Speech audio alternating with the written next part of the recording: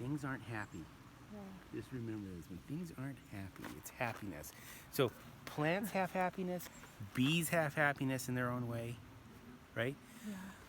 When I was talking about Tommy's place, Yeah. well, when you go into a beehive and their pattern is really nice, they are smiling, they are happy, right? And they can fight off all sorts of diseases and pestilence and things that are hurting them. But if they're not happy and they're all scattered, they are plagued by all those things. So happiness is very important.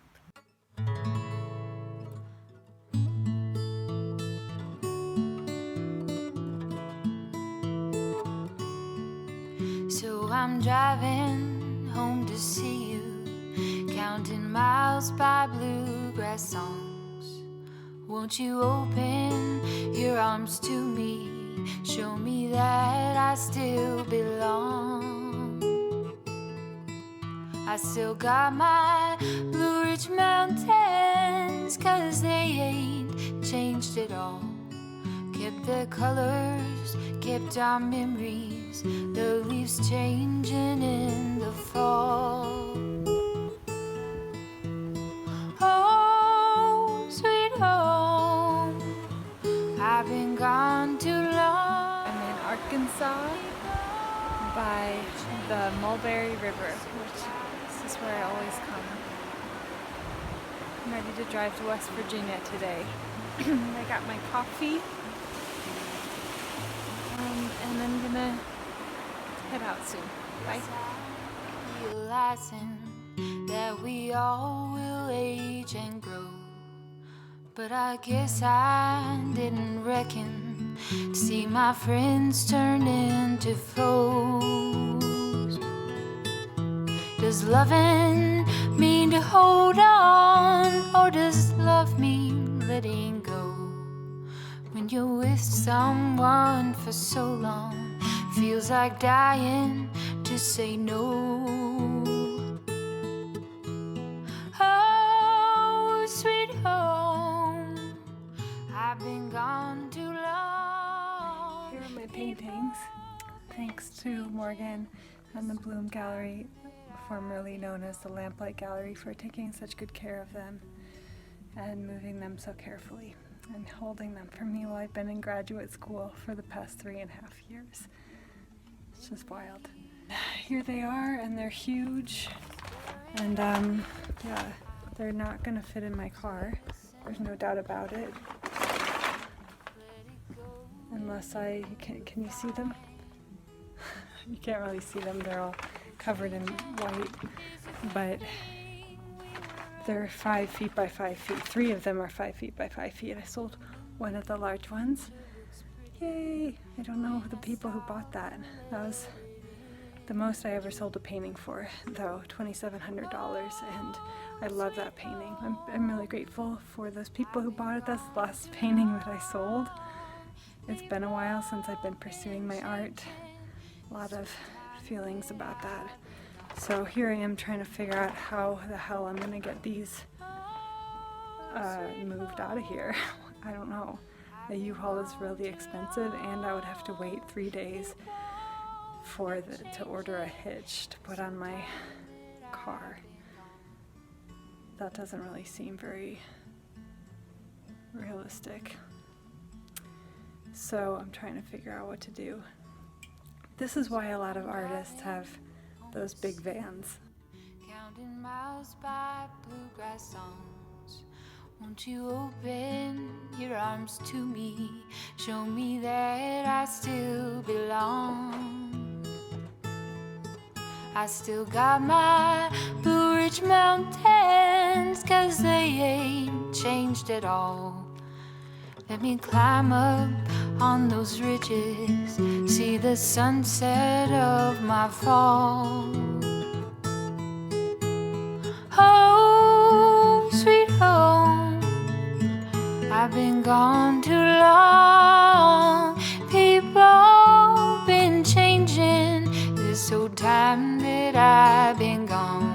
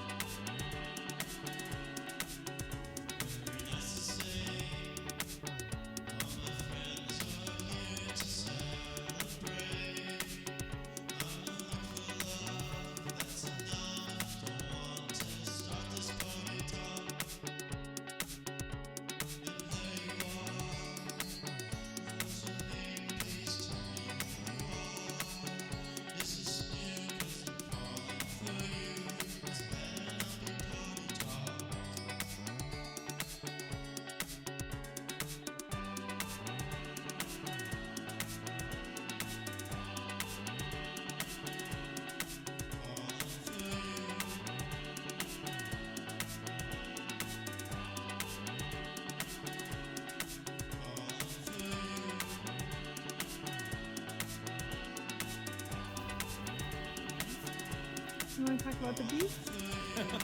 Well, I was gonna talk about how you made your own house. Yeah. Yeah, let's see the truck.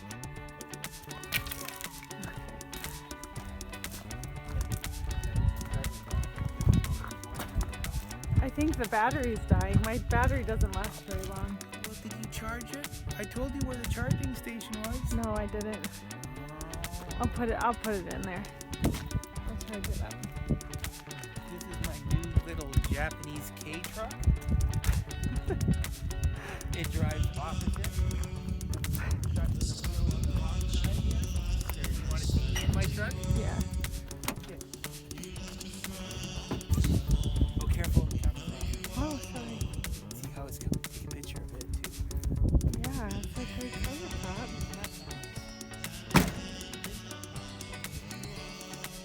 Okay, I'm gonna start the truck.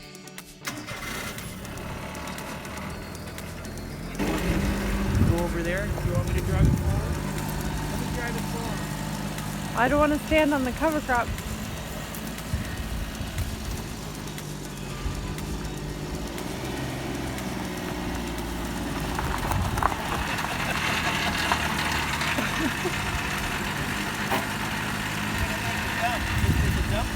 Okay.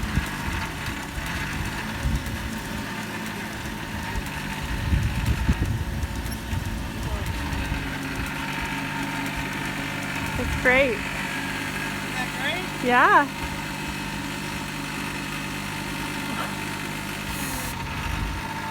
You're gonna put all your turmeric in there, huh? Oh, you know what I'm gonna do? What? I'm gonna put all my bee honey supers in there. Your bee honey? Your what? What are you gonna put in there? My supers full of honey. Supers? Oh, this is gonna do What's everything. the super? Oh, it's the box full of honey frames. Oh, right. We're gonna do that right now. Oh, good, okay. So here's Leon's house that he just made. He's been making it. Sugar water? Oh, just sugar water to feed the bees. I just feed them a lot. I feed them like my kitties. They get fed. Yeah. And I specifically, this is in sugar water, Yeah. so it's encouraging them to lay babies right now. Oh. We don't do that in the fall. Oh. We don't want to encourage that kind of behavior.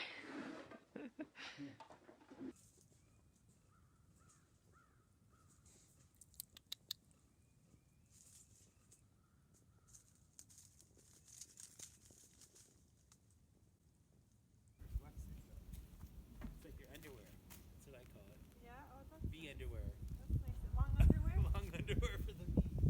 That's good of you.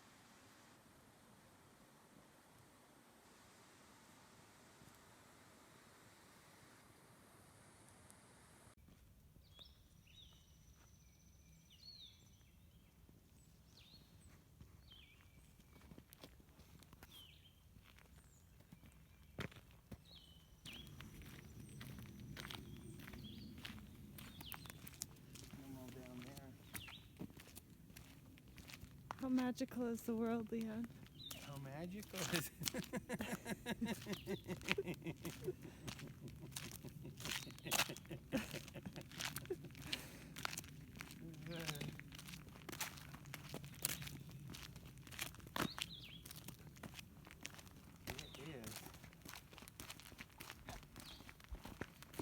I don't know. It must be like it in the morning.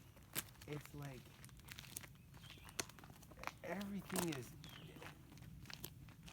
I guess it must be the change from the night to the morning. That everything is that change is so dramatic, and in the afternoon you just don't have that. It's true.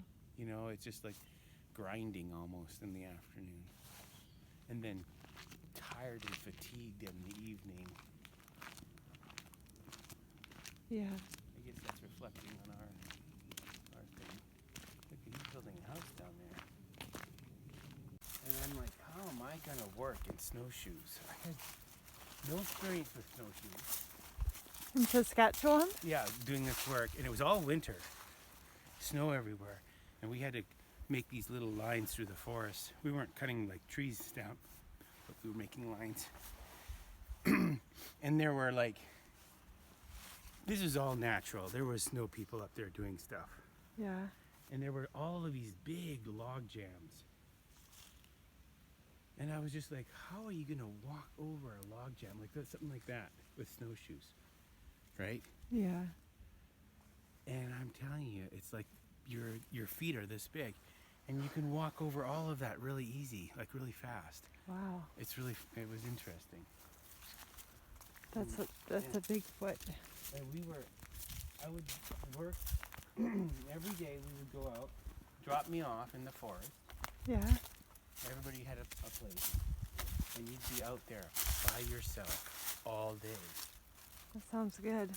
And all you made, it was deafening silence because it was wintertime.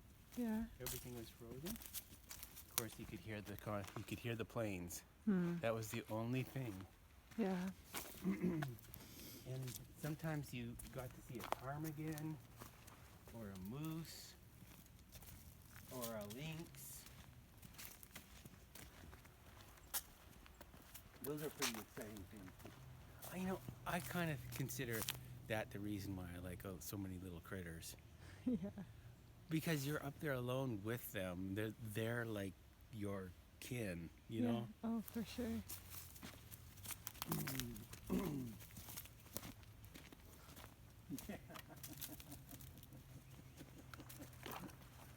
And they just look at you, and they're not used to humans, so like there's a curiosity.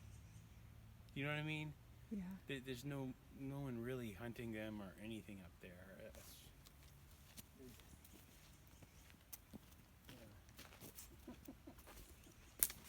Yeah.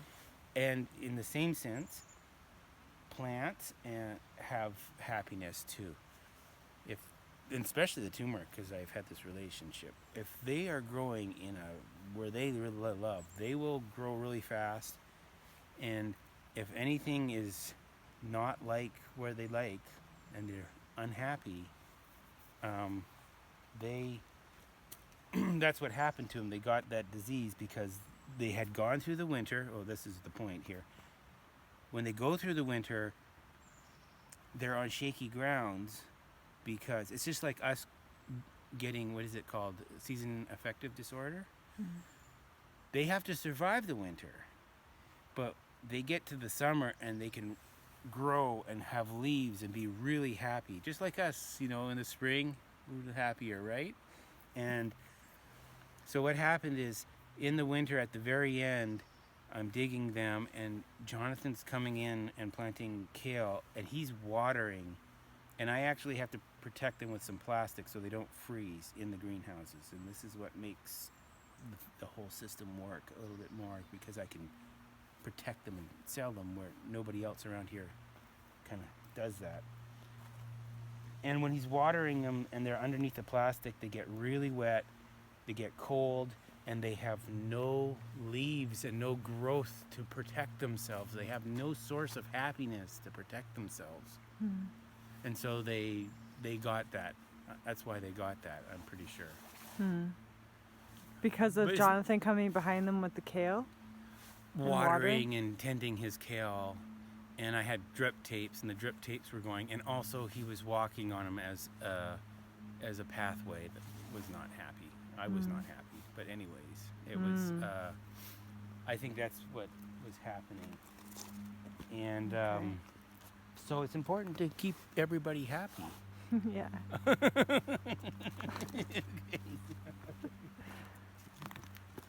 But it is interesting. You can take your own experience of your own life experience, and if you're like really connected to what you're doing and tending to what you're stewarding, you can read things in your own, with your language. You can read what they're going through. Yeah, You know what I mean? totally.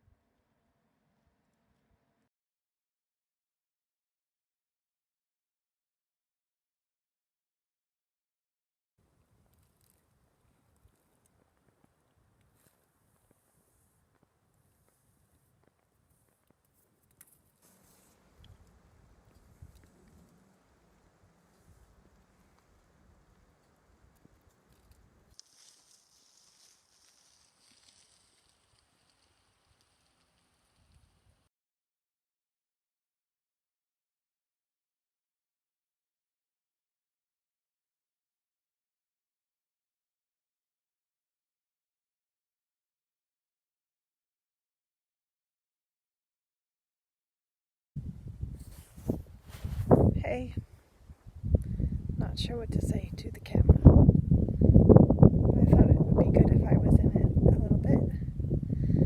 I'm still driving. I'm almost home.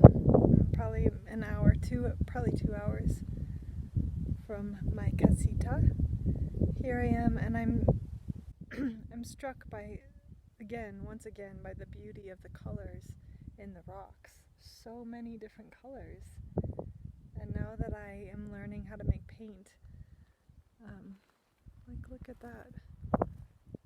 It's like lavender, and then a dark red, a mauve, kind of deep red color. White is in there. Those two colors, that lavender and the other color, are just right up against each other there. And then the white, and then the light yellow, kind of whitish yellow right behind it. 3 totally different colors right up next to each other. I keep wanting to stop and collect more rock, soil, dirt, clay, whatever it is, more colors. But I haven't successfully made paint yet. Actually, that's not true. I did make a little. I made a little with egg tempera paint so far with some brown. Still have a lot to learn though, and a long way to go. And I really want to make watercolor paint, but I have to buy things for that. It's not as simple as egg tempera. It takes honey, glycerin, gum arabic, and distilled water, which I collected, or rainwater. I collected some snow, and I have that for that. But I also need a muller, I think it's called, a mixing thing, and a marble slab. And I think I have to buy a product that creates like a friction surface on the marble slab, or glass. You can also use glass. So there's some pieces to that I still need to figure out. And my casita is very small. I no longer have a studio. So the thought of doing all that in there is really stressful for me. I could do it, but it just doesn't feel like this relaxed feeling of like a dedicated space, like a studio, where there's spaciousness and I can set it all up and leave it. And that's what I'm really craving lately. I'm craving a permanent space that I am going to live in and start my business, or continue my business really, as an artist. I'm excited. Everything's connected. I'm excited. I'm so in awe of the beauty of these rocks and the colors here. And I'm really excited to make paint. And then I start thinking, where am I going to do that? Anyways, so those are my thoughts. And I'm still driving home from this trip. I'm taking my time, that's for sure.